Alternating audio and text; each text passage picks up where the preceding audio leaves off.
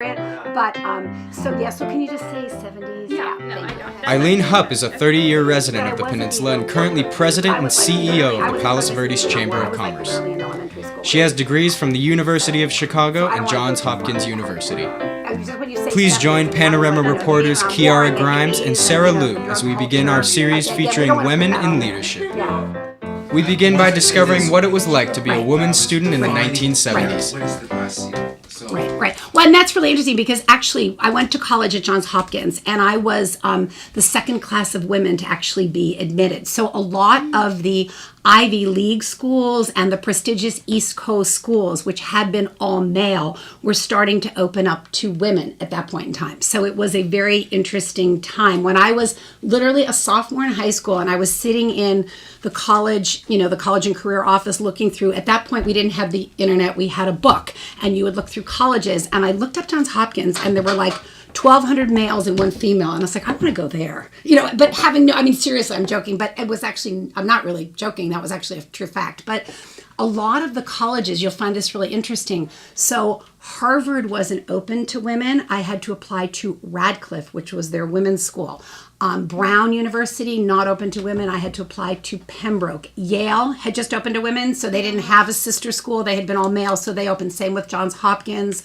What else? I didn't apply to Princeton. I skipped that one. Columbia had Barnard, and so I didn't apply to Columbia because I didn't want to go to college in New York because I grew up there. So I didn't want. I wanted to go to another city, but I didn't want to go there. But you're absolutely right. So it was from a glass ceiling standpoint, it was a very interesting time because all of a sudden these formerly all male colleges were opening up to women, and a lot of the male students didn't really like that.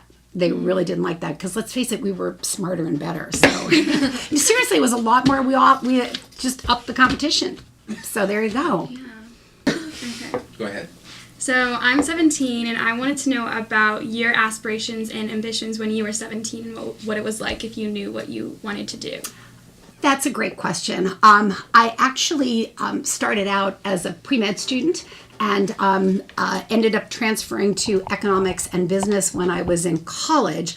But interestingly, at the time when I was growing up, which was kind of the Vietnam War, it was the hippies, it was the drug culture, etc. It was also a turning point time for women in that many of the colleges that I was applying to when I was your age and in high school were all male schools, or they were all male schools that were just opening up to women. So Johns Hopkins, for example, had been an all male undergraduate school.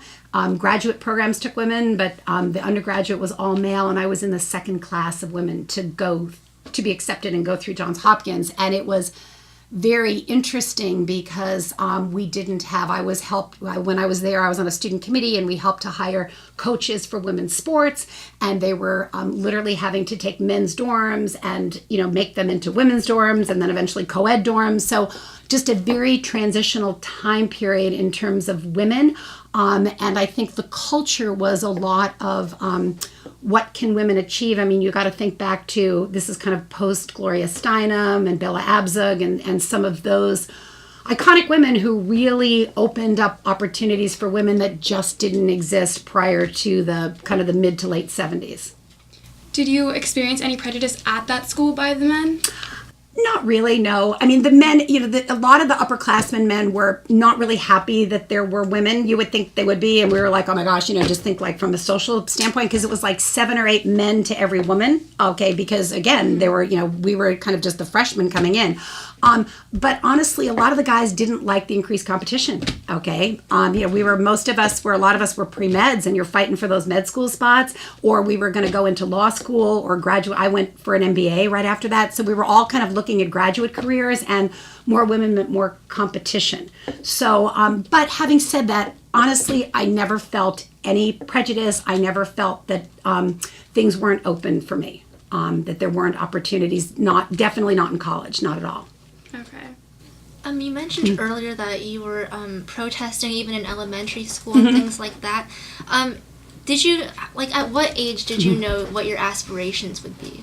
Well, aspirations in terms of, do you mean career aspirations? Career-wise, education-wise. Well, education, I had 2 older siblings, and it was assumed that, of course, we would go to college. That was something that my parents very much wanted. I was very academically driven. I was valedictorian from middle school and high school, and so I was, well, actually I was number 4 in high school, but they counted the top 5. We didn't have valedictorians like you guys have now, where it's like you just get a straight A. We actually had like rankings, so I was the top ranked girl. I was 4, and so they counted the top 5 as kind of the valedictorian group, and so I was very academically driven, so I always knew I was going to do that. I mentioned I was thinking about pre-med only because I was fascinated with science. I absolutely loved biology, which I still do to this day, and I think maybe I might have pursued a career in research, because the medicine part of it just didn't do much for me, but the research was interesting. The 70s, just from a scientific research standpoint, you guys are going to laugh, was actually when DNA was first, the double helix was first kind of discovered by Francis Crick and James Watson. And I actually had the opportunity to meet James Watson, and I studied under a leading geneticist at Johns Hopkins when I was a freshman. It was awesome to learn about that. So, long story short, to your question, question is that yes, I was always interested in science, but in all honesty, in college, my dad died, and he died very young from cancer, and he was always in business, and I just had a guttural, or not a guttural, a reaction to his passing that said, I don't want to go into science, I want to do what my dad did. And so I switched from pre-med to being in biology to being an econ major, and ended up following that. So it was a totally personal thing that happened to me that made me change my career aspirations totally. But I always knew I wanted to go to college, always knew I wanted to go to grad school.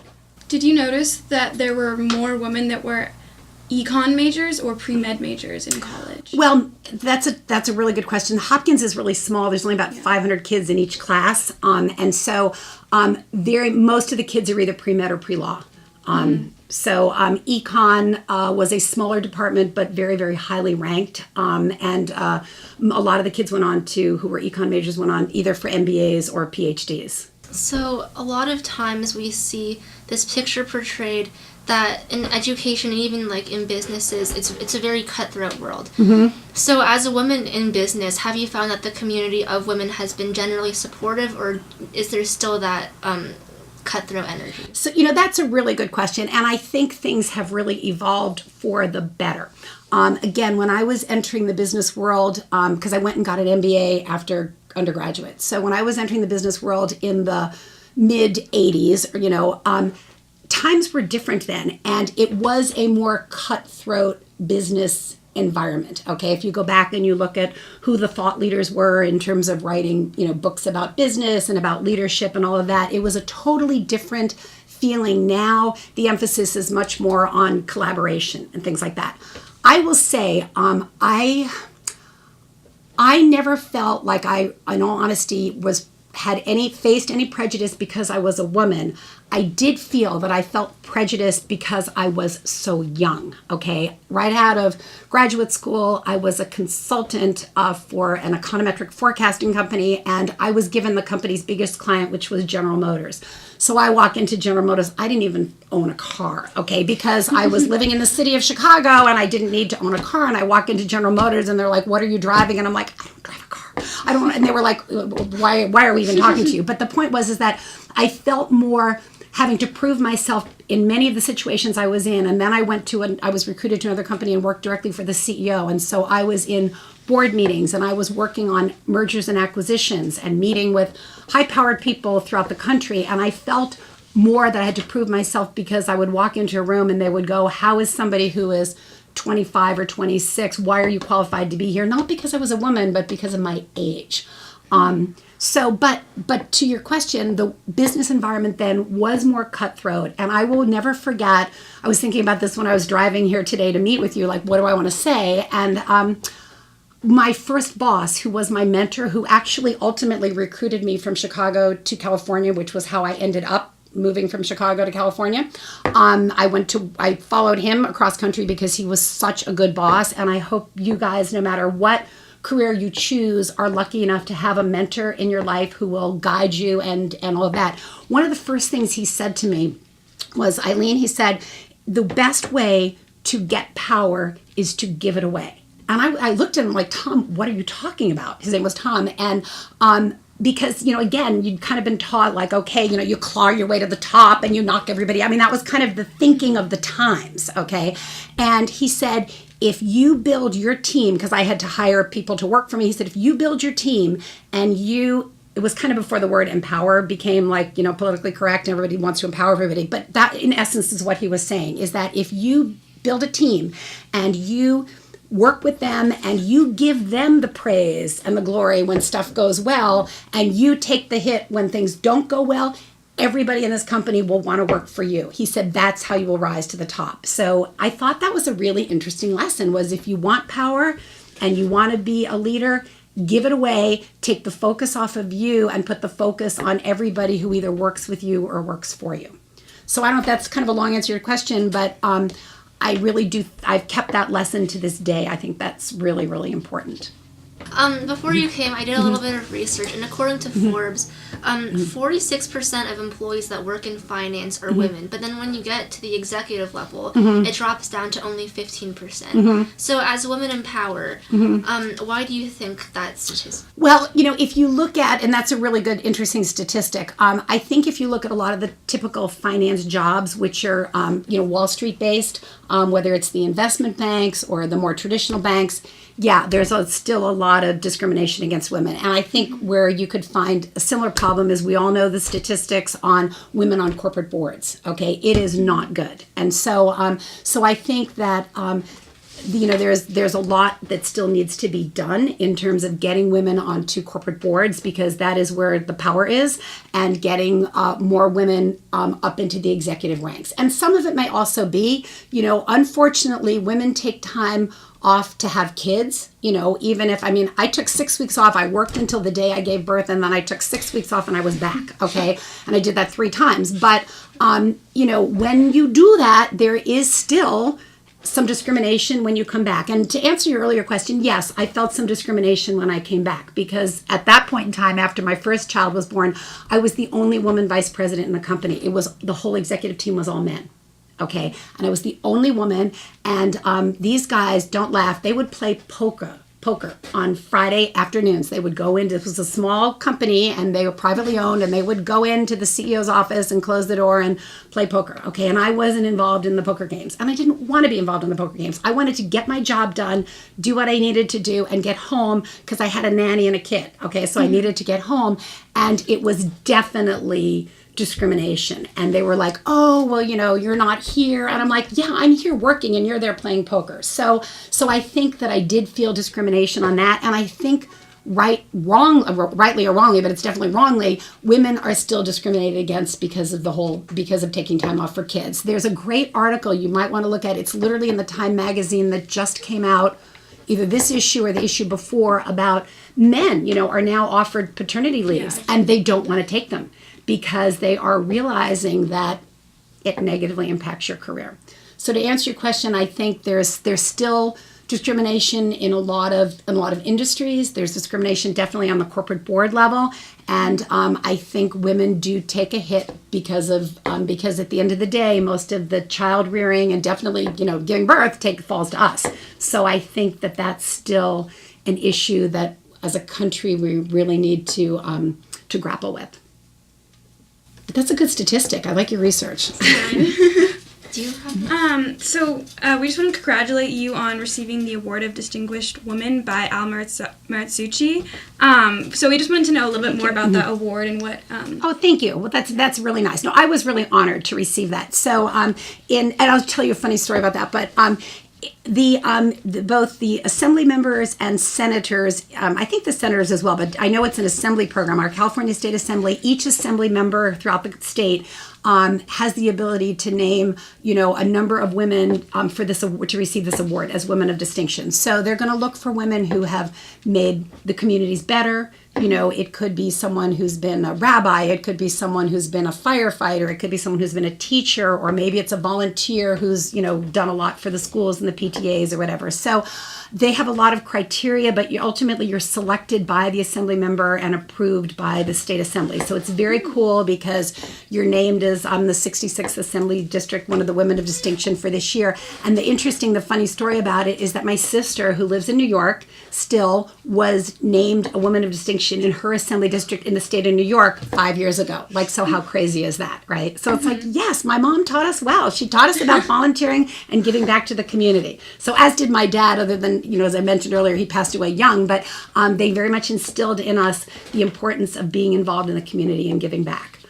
So I think I was selected for that because of the work I've done, not just in the community as the executive director or the president of the Chamber of Commerce, but I've been involved in any number of nonprofits, served on the board, everything from Palos Verdes Performing Arts to National Charity League, Palos Verdes Assembly. I'm on the board for one of our local Rotary clubs. So I think giving back to the community is important. And I think that's something that your generation really embraces. And so I applaud you guys for that. If you could give any advice to young girls out there who are interested in either finance or working their way up the ranks, what advice would you give? Oh, wow, that's a great question. I think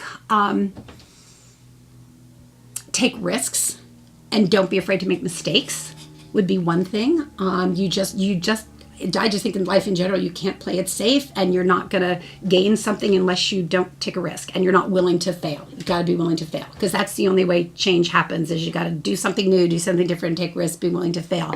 I would also say that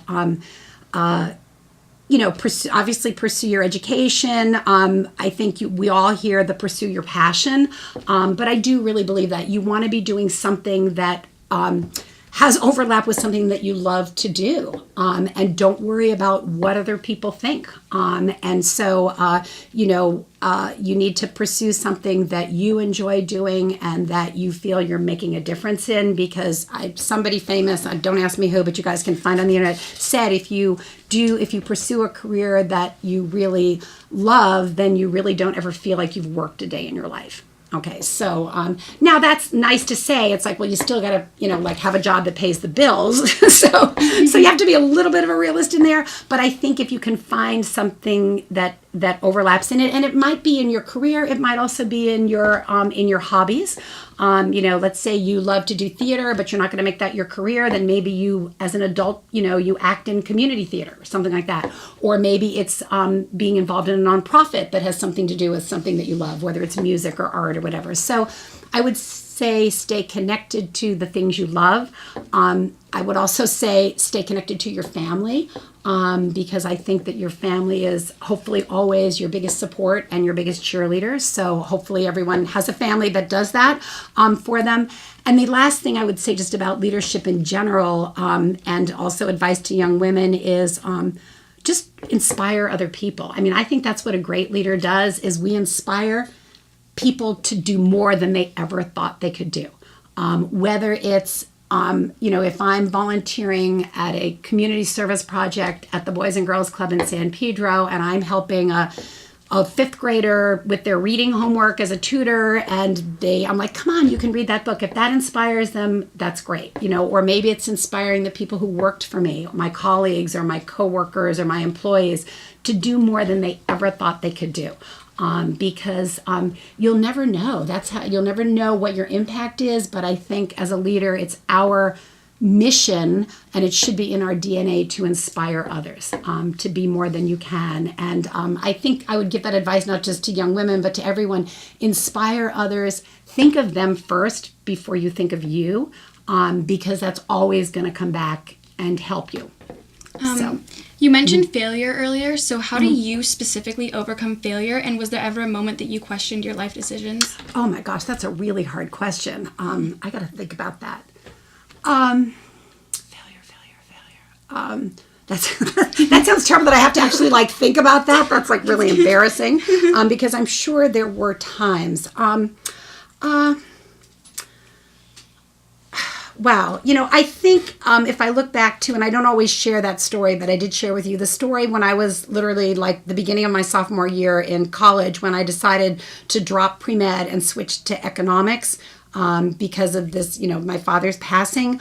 I think in a way I sort of felt a little bit like a failure, because I was giving up science and biology, which meant a lot to me. And I still sometimes think about, oh my gosh, I should have pursued a career in scientific research or something like that, and what would have happened if I ever did. But I kind of fall back on, I still love economics and I love business and I've met great people and I think I've made a contribution to my community. But I do think back to something that my very wise mother once said to me, which is, I wish that you never have any regrets. And so when I start to think about, well, gee, what would my life have been like if I had done that? I think about my mother saying, don't have any regrets. So to answer your question, I guess I'm kind of coming to an answer is, if you have failure and something that doesn't go right, think about it, try to learn from it. Don't beat yourself up about it. I think people beat themselves up and then they kind of get in a funk and it just goes. So just learn from it, move forward, and then just don't have any regrets, because at the end of the day, we're all the sum total of our lives and our life experiences. Well, I just had one last question. If you could converse with any woman in history, who would it be? Oh my gosh, that is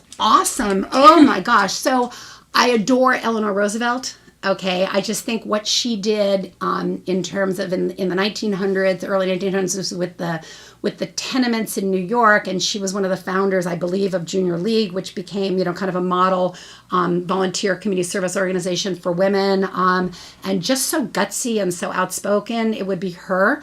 But then I also got to look back at somebody like Joan of Arc. I mean, how, and I'm not putting any religion in it, but how could you be 14 and allow yourself to be burned? I mean, like, why didn't she just say stop, whatever? So I mean, seriously. So, I mean, there's so many great women. Wow, that is absolutely amazing. And I haven't even scratched the surface. I'm going to think about that. Can I get back to you on that? Yeah. Okay. Thank you. That's it. Thank you. Oh my God, you guys are so wonderful. Thank you for the opportunity. This was so much fun. This has been the first edition of the I know I series talk a Women lot in and I Leadership ramble from and I know I Panorama talk way too fast. Productions. That's the New York thing. Okay, that's Guest not Eileen fancy. Hupp If I and was host in Chiara Kansas, Grimes I know and if Sarah I was in Lou. Kansas, I would have been like, yeah. Executive producer That Nina is so Lee damn recorded funny. September 30th at the studios of Joyful Music and Arts. So, Great job.